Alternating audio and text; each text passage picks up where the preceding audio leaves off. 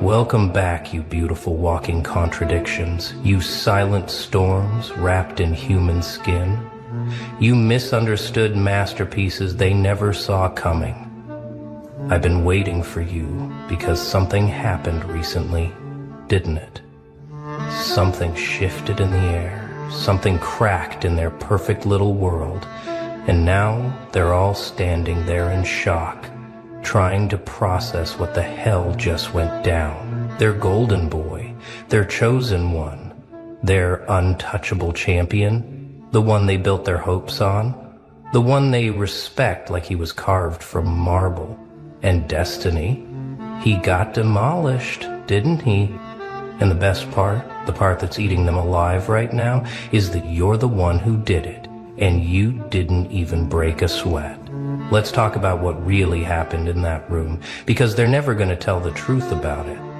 They're going to rewrite the story, twist the narrative, find excuses and explanations that help them sleep at night, but you were there. You saw it. You felt it. That moment when the air got heavy and the silence became so thick you could taste it. Their golden boy walked in like he always does, dripping with confidence, surrounded by his little court of admirers, everyone nodding at his jokes, laughing at his stories, treating him like royalty because that's what they've been doing for years. He's the one who always wins, the one who always has the answer, the one who makes everything look effortless, the one they compare everyone else to when they want to make you feel small. But then you walked in, and something was different this time, wasn't it? You weren't playing their game anymore. You weren't performing for their approval. You weren't shrinking yourself to make him look bigger. You just existed, calm, centered, unbothered, like you'd already seen the ending of this movie and knew exactly how it was going to play out. And he felt it, didn't he? He felt the shift, felt the change in pressure, felt something in you that wasn't there before. Or maybe it was always there, but now you weren't hiding it anymore. And that's when the performance started. 'Cause that's what he does when he senses a threat. He turns up the volume.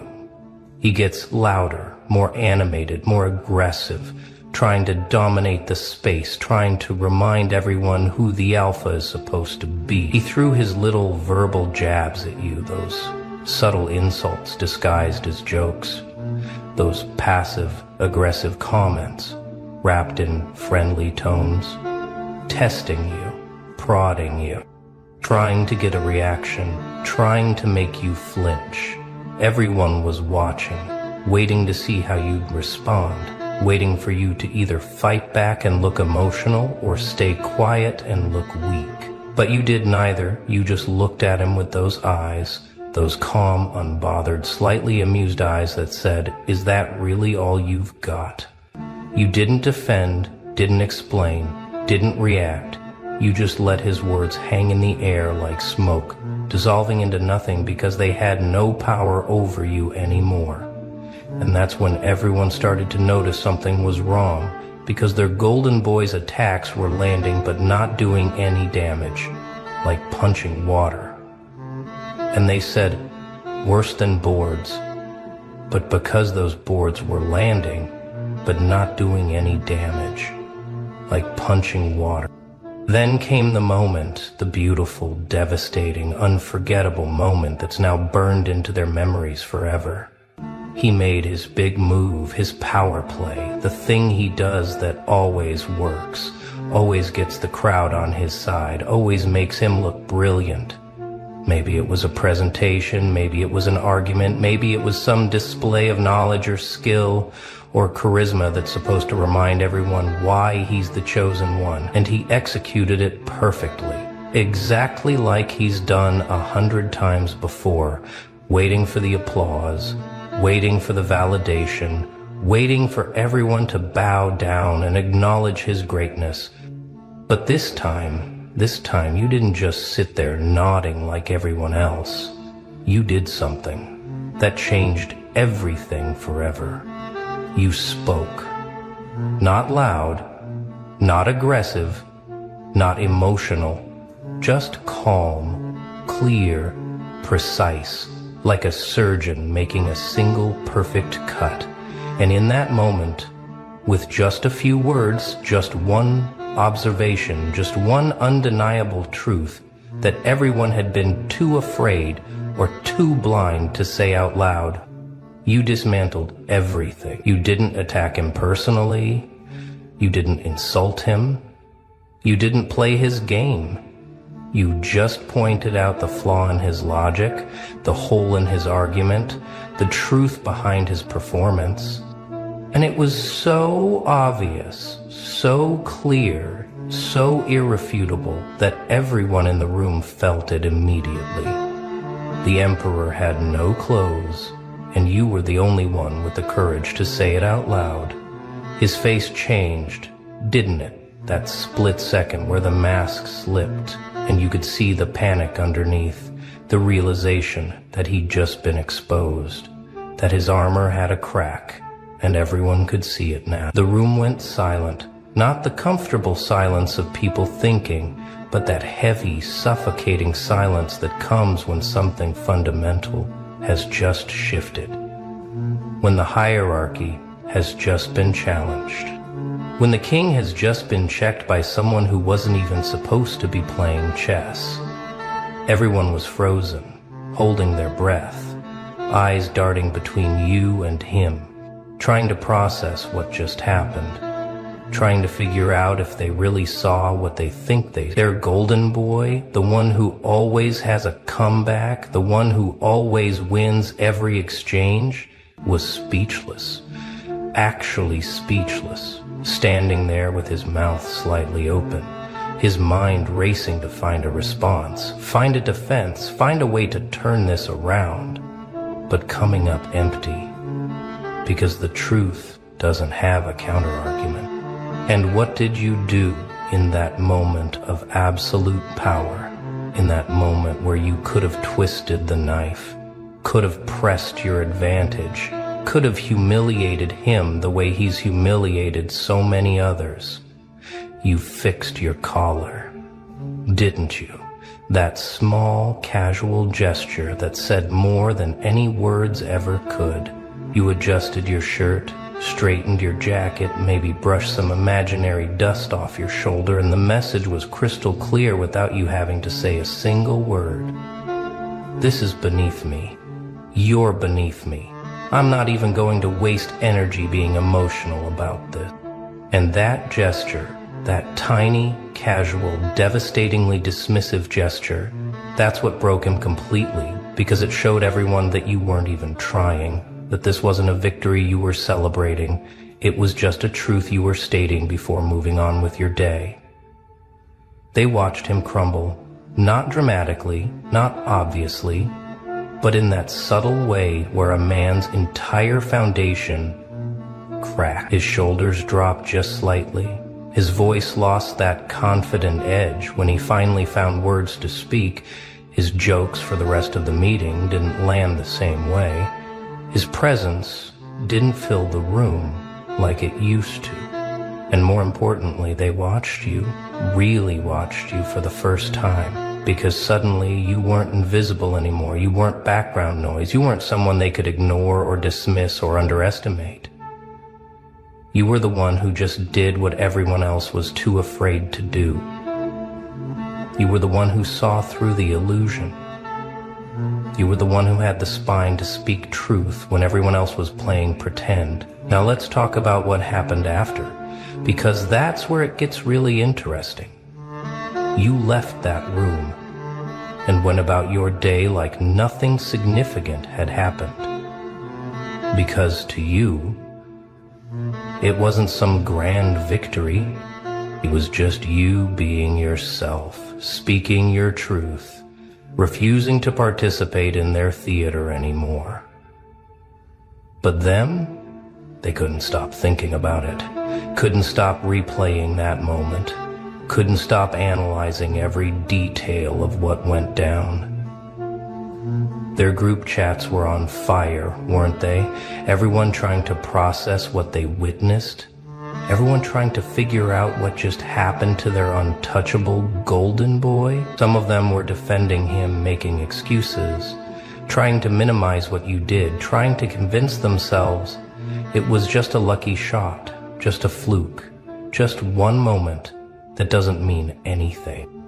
But others, the ones who've been secretly tired of his act, the ones who've been quietly suffocated by his ego, the ones who've been waiting for someone to knock him off his pedestal, they were having a completely different conversation.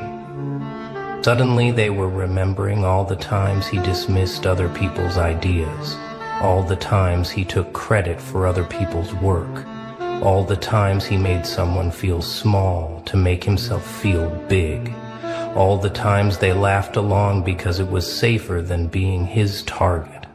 And now they were looking at you differently, with a mixture of respect, fear, curiosity, and something else they can't quite name, because you just did something that fundamentally altered the power dynamics in their world, and they don't know whether to be grateful or terrified. The golden boy, he's spiraling right now, trust me, even if he's pretending everything is fine. He's going through his memories, trying to figure out how he missed you, how he underestimated you, how he didn't see you coming. He's analyzing that moment over and over, trying to find what he should have said, what he could have done differently, how he could have won. But the answer keeps coming back the same. He couldn't have, because he was fighting someone who wasn't even fighting. He was performing for someone who stopped watching his show. He was trying to dominate someone who had already transcended his game. And that realization, that slow dawning understanding that you're not just another competitor, you're something else entirely, that's what's keeping him up at night. His followers, his admirers, his little court of yes men and yes women, they're confused right now. Their faith is shaken. The person they've been modeling themselves after, the person they've been trying to impress, the person they thought had all the answers, just got exposed, and they don't know how to process that. Some of them are going to double down, going to defend him louder, going to attack you harder, because their entire identity is wrapped up in his image, and if he falls, then what does that make them? But others are going to quietly distance themselves, going to stop laughing at his jokes quite so loud, going to stop agreeing with him quite so enthusiastically, going to start paying attention to you instead, trying to understand what you have that he doesn't. And you're just continuing your life like none of this matters, because to you, it doesn't. Not in the way they think it does. You're not calculating your next move. You're not planning how to capitalize on this moment. You're not trying to become the new golden boy, because you never wanted that throne in the first place. You just wanted to exist without pretending, to speak without filtering, to be yourself without apologizing. And if that threatens their hierarchy, then that's their problem, not yours. You fixed your collar and moved on, because that's what people do when they're not performing, when they're not seeking validation, when they're not dependent on other people's opinions to know their worth. But here's what they don't understand yet, what they're going to figure out slowly over the coming days and weeks and months. That moment wasn't about you defeating him. It was about you revealing yourself, showing them a version of you they never knew existed, or maybe never bothered to notice. You've been there all along, quiet, observant, learning, growing, building yourself in the shadows while they were all focused on the spotlight. You weren't trying to win their game. You were playing a completely different game, one with different rules, different objectives, different measures of success. And now that they've seen a glimpse of who you really are, now that they've witnessed what you're capable of when you stop hiding, they can't unsee it. can't unhear it, can't go back to treating you like background noise. Their golden boy is gonna try to come back. Of course he is. His ego won't let him stay down. He's gonna plan his comeback, rehearse his lines, prepare for round 2, try to reclaim his position. But here's the thing, the kingdom already fell. The spell already broke. The illusion already shattered, and no amount of performance can put it back together. Because everyone in that room saw something they can't forget. They saw him speechless. They saw him small. They saw him human. And once you see the man behind the curtain, you can never see the wizard the same way again. His jokes won't be as funny. His confidence will look more like arrogance. His charisma will feel more like manipulation. Because now they know what you know, that it's all just a performance, and performances only work when the audience believes in them. Meanwhile, you're becoming something they don't have words for, something that doesn't fit their categories, something that breaks their understanding of how people are supposed to be. You're not playing power games, but somehow you have power. You're not seeking attention, but somehow you command it. You're not trying to dominate, but somehow people defer to you, because real power doesn't announce itself. Real authority doesn't need to prove itself. Real strength doesn't flex, it just exists, and existence is enough. They're going to try to figure you out, try to decode you, try to understand your strategy, but they're going to fail because you don't have a strategy. You just have authenticity. And authenticity can't be reverse engineered or copied or faked. Some of them are going to try to befriend you now, suddenly interested in what you have to say, suddenly laughing at your jokes, suddenly acting like they always saw your potential. And you're going to see right through them, aren't you? Because you've been watching them for years. You know who was kind when you were nobody. You remember who ignored you when you had nothing to offer them. You can spot the opportunists from a mile away. You don't owe them anything. Not your time, not your energy, not your secrets, not your friendship. They had their chance to see you and they chose not to. They were too busy respecting their golden boy to notice the real thing standing right in front of them. Others are going to try to bring you down now, going to look for your weaknesses, going to spread rumors, going to try to catch you slipping, because your rise threatens their comfortable little world. If you can come out of nowhere and topple their champion, then maybe they're not safe either. Maybe their position isn't secure. Maybe the hierarchy they've been climbing isn't as stable as they thought. So they're going to test you, push you, provoke you, try to make you emotional, try to make you defensive, try to make you play their game so they can beat you at it. But you're not going to, are you? Because you already know the only way to win their game is not to play it at all. The golden boy himself might try to befriend you, might extend an olive branch, might act like what happened was no big deal, just friendly competition, just intellectual sparring between equals. He's going to try to bring you into his circle, make you one of his followers, neutralize the threat by making you part of his team. But you're going to see that for what it is, a control tactic, a way to keep his enemies close, a way to make sure you never challenge him again. And you're going to decline, politely, calmly, without explanation. Because you don't need to explain yourself to people who only respect power. You just need to keep being yourself and let them figure out the rest. Here's what's really happening beneath all of this. Here's what that moment in the room really meant. You didn't just beat their golden boy. You broke the spell of golden boys in general.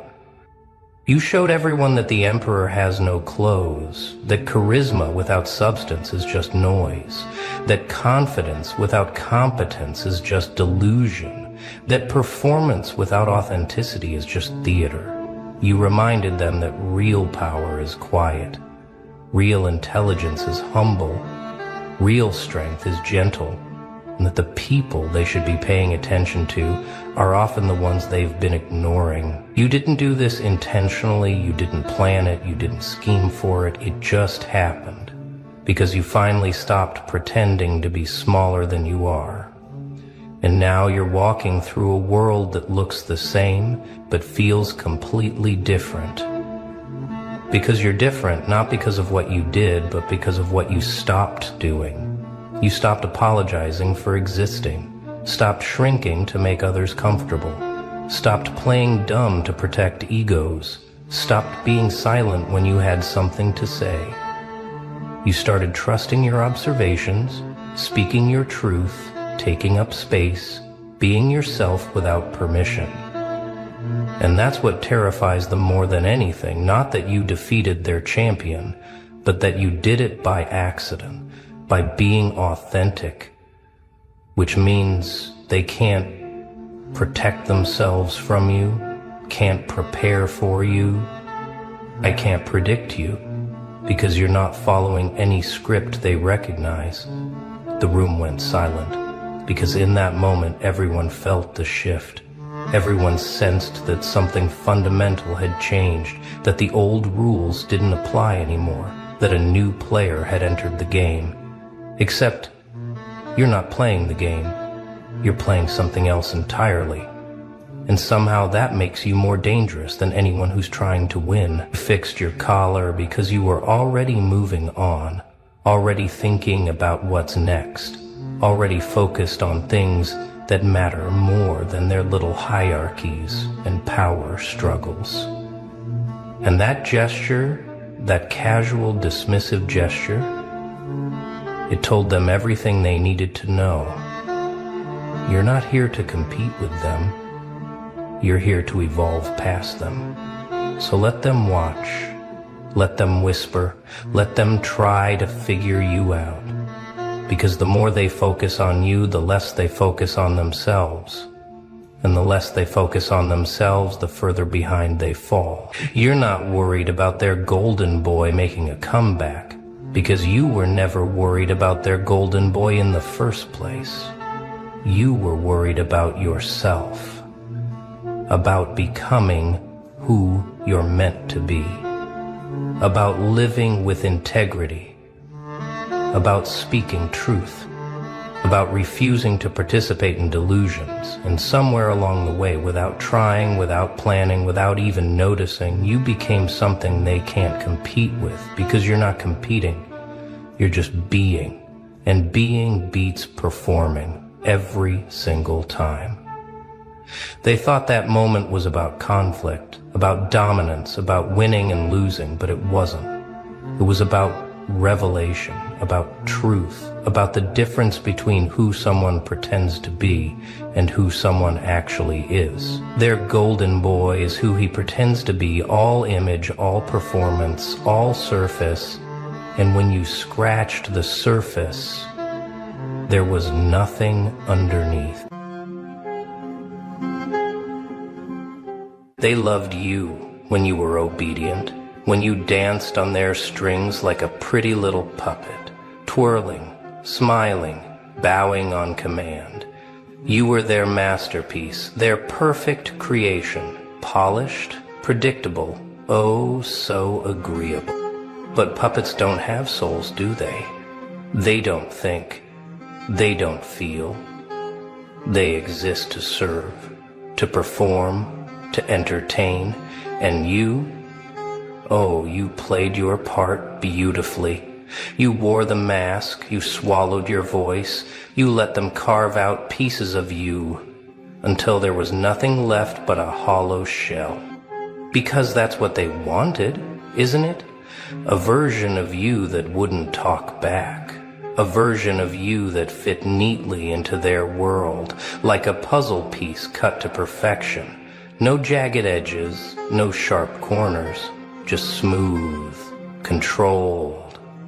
They fed you a sweet little lie, didn't they? Be good, be kind, be selfless, and you will be loved. And oh, how you believed it. Like a fool chasing the sun, thinking it would hold you in its warmth forever. But love, with conditions, love that demands obedience, that isn't love. It's a leash, a collar wrapped tight around your throat, yanking you back every time you dared to step out of line. And you felt it, didn't you? The invisible chains, the unspoken rules, the suffocating weight of their expectations pressing down on your chest. You smiled through it, laughed when you were supposed to, nodded when they needed you to agree, played the part so well you almost convinced yourself it was real, until one day something inside you snapped. Maybe it was the way they dismissed your pain like a fly to be swatted away. Maybe it was the way they only clapped for you when you danced for them. Maybe it was the quiet, gut-wrenching realization that no matter how much you gave, it would never be enough. And in that moment, oh, that delicious, terrifying moment, you saw the truth. You weren't their hero, you were their servant, a pawn in their grand little game, moving only when they allowed it. You weren't loved, you were used. And that's when the whispers started, didn't they? The ones in your head, the ones that sounded just like you but freer, stronger. The ones that asked, what if you stopped playing their game? But you know what happens to puppets who cut their strings, don't you? They fall. Or maybe they learn how to fly. There's always a moment. A single, brutal, irreversible moment when the mask slips. When the illusion shatters like fragile glass, and you see, really see, the game for what it is. Maybe it was a betrayal, a knife between the ribs from someone who swore they'd never hurt you. Maybe it was silence when you needed a voice to stand beside you. Or maybe it was nothing at all.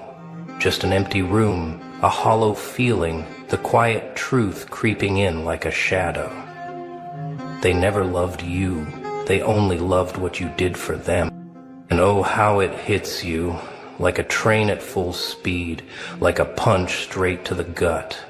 The years you wasted, the smiles you faked, the sacrifices you made, thinking, hoping, praying that one day they'd see your worth, that one day they'd return what you gave, but they won't. They never planned to. And in that moment, the script changes. The old lines, the old rules, the old version of you, they all go up in flames. The need to please, to be accepted, to be good, it dies right then and there. You don't beg. You don't break. You wake up, and the world doesn't like it, does it? Oh no. They liked you better when you were blind, when you nodded along, when you stayed small, silent, soft. But now, there's fire in your veins. There's steel in your spine. There's a quiet, simmering rage in your chest that says, no more. Every hero's journey starts with a betrayal. But here's the part they never tell you. The moment you stop being their puppet, you don't become the hero. You become the villain. Now comes the fun part. The name-calling, the whispers, the desperate, angry little labels they slap on you like a child throwing a tantrum. Ungrateful because you stop sacrificing yourself for people who would never bleed for you. Arrogant, because you finally realized your worth and refused to beg for scraps. Heartless, because you learned to say no and meant it. Oh, but let's not pretend to be surprised. The moment you broke free, you stopped being a person in their eyes. You became a problem, a threat, because your existence, your strength, is a reminder of their weakness. And weak people, oh, they hate nothing more than watching someone rise above them. They don't want you powerful. They don't want you thinking for yourself. They don't want you free. No, no, no. They want you manageable, predictable, tame. They want you trapped in their little box, living by their little rules, bowing when they say bow. And the second you refuse, the second you step out of line, they'll turn on you like rabid dogs, spitting venom, spreading lies, convincing themselves, convincing everyone that you're the villain. Because if you're the villain, then they don't have to face the truth, do they? The truth that they never wanted you to grow. The truth that they only loved you when you were beneath them. The truth that they never wanted an equal. They wanted a servant. And when the servant stands up, when the puppet cuts the strings, the world panics. And in their fear, they lash out.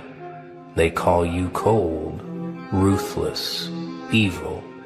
But deep down, deep down, they're just terrified.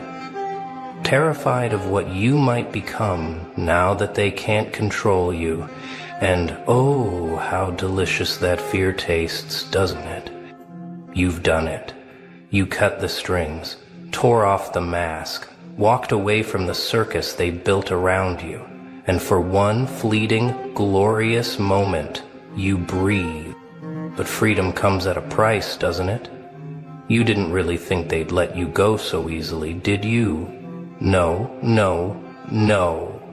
The puppet master doesn't smile when the marionette breaks loose. He rages, he schemes, he claws at the air, desperate to pull you back into his twisted little play. And so the war begins. Not with fists, not with weapons, but with words, sharp, poisoned daggers wrapped in silk. After everything I did for you, oh, that one's a classic. A little guilt-trip cocktail, mixed with just the right amount of self-pity. They paint themselves as the martyr, the saint, the victim, because if they're the victim, then guess what? That makes you the monster. You've changed. Ah, yes, the age-old accusation, as if change is a crime, as if staying broken, weak, tame was ever an option. They don't mourn the old you, they mourn the control they lost. You're being selfish.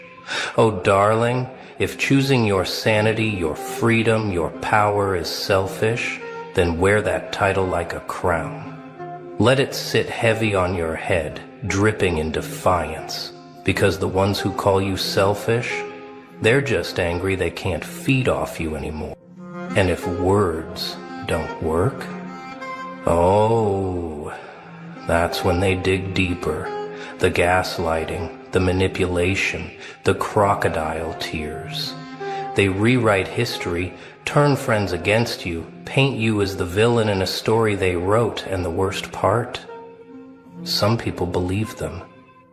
But here's where the real test begins. The moment that separates the weak from the unbreakable. Do you fall for it? Do you fold? Do you shrink yourself back down just to make them comfortable again? Or do you stand firm? Do you look them in the eye, watch the desperation flicker behind their mask, and whisper, I'm not coming back? That moment, That delicious moment when they realize their strings don't reach you anymore. That no matter how much they scream, cry, or beg, you're already gone. Let them call you heartless, let them curse your name, let them twist the story until they convince themselves you were the villain all along. Because deep down, they know the truth. You didn't betray them. You just stopped betraying yourself. They point their trembling fingers at you now, eyes wide with betrayal, voices laced with venom. You've changed. You're not the person we thought you were. You've become the villain. Ah, villain. Such a delicious little word, isn't it? It rolls off their tongues like an accusation, but oh, you wear it like a crown. Because here's the grand twisted irony. You never changed. No, no, no. You simply stopped playing their game. They wanted you docile, weak, a puppet with a painted-on smile, nodding when they demanded, bending when they pushed. But the moment you cut the strings, that's when the story flipped. Suddenly, you're dangerous. Suddenly, you're a threat. Suddenly, you're the villain. But tell me, what's so bad about that? They say villain like it's an insult, like it should make you shrink, apologize, beg to be loved again. But you finally see through the lie. Villain doesn't mean evil. Villain means free, because only a villain says no and means it. Only a villain refuses to kneel. Only a villain chooses themselves over the approval of the masses. And that terrifies them. Oh, how they scramble now, how they twist and turn, desperate to shove you back into their little box. But you're done fitting into cages. You're done breaking yourself just to be palatable, just to be accepted, just to be loved under conditions. So let them call you what they want. Let them write you into their little tragedy, paint you in shadows, whisper your name like a curse. What they don't realize is that you're smiling. Because villains don't seek approval. Villains don't ask for permission. And the moment you embrace the role they fear so much, the moment you stop caring about their fragile, pathetic perceptions, that's the moment you become unstoppable. Do you feel it? That shift in the air? That delicious tension when they look at you now? Not with love, not with warmth, but with fear. Oh, they won't say it out loud. No, no, no. They'll mask it with polite smiles, forced laughter, and empty words, but their eyes, oh, their eyes tell the truth. Wide, watchful, nervous, because for the first time, they don't know you anymore. You used to be predictable, obedient, a good little puppet that danced when they pulled the strings. But now, you're something else entirely, something dangerous. Because what is more terrifying than a person who doesn't need their approval, who doesn't beg for their validation, who doesn't flinch at their disapproval?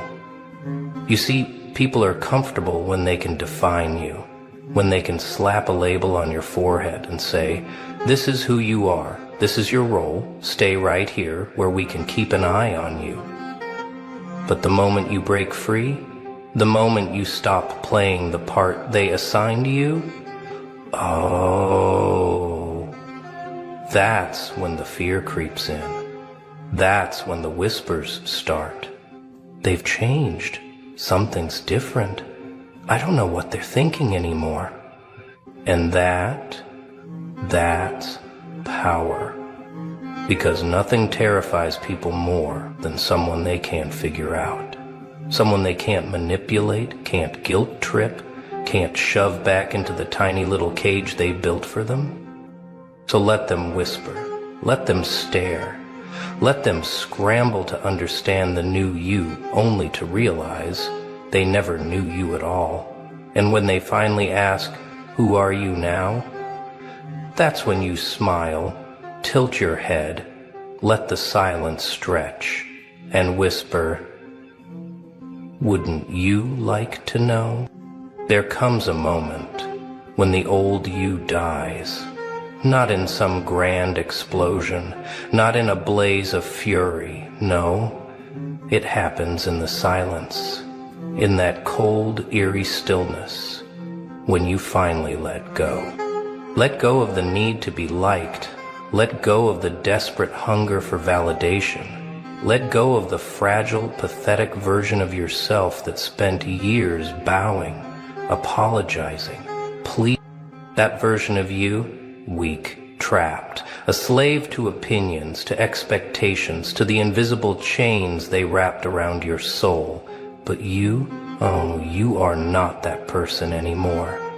And that is where your true power begins. Because rebirth is not gentle. It is not kind. It does not ask for permission. It is raw, violent, unforgiving. Like a snake shedding its skin, you tear away the remnants of who they forced you to be. The obedient child, the silent worker, the agreeable, spineless fool, gone. You are something else now, something untamed, something unshackled, and oh, how that terrifies them. Because they don't recognize this version of you, and worse, they can't control it. This is where most people break, where they run back to their old chains, because freedom is terrifying. Because standing alone, without a master to follow, without a leash to pull you back, feels like standing at the edge of the abyss. But you smile at the abyss. You lean over it. You let it swallow you whole. Because deep down, you always knew. This is who you were meant to be. Not a servant, not a puppet, not a nameless shadow blending into the background. No, you were meant to be so much more. Master of your own fate, ruler of your own soul, the force they could never tame. And when you step forward, reborn from the ashes of the weakling they once knew, the world won't recognize you, but you will finally recognize yourself. Ah, the desperation, the scrambling, the frantic search for another you. Oh, they won't admit it. No, no, no. They'll act like your absence means nothing, like losing you was just another minor inconvenience in their well-ordered little world. But behind closed doors, behind those fake smiles and empty words, they're panicking. Because every kingdom needs a pawn. Every puppet master needs a marionette. And you were the best damn puppet they ever had, until you cut the strings.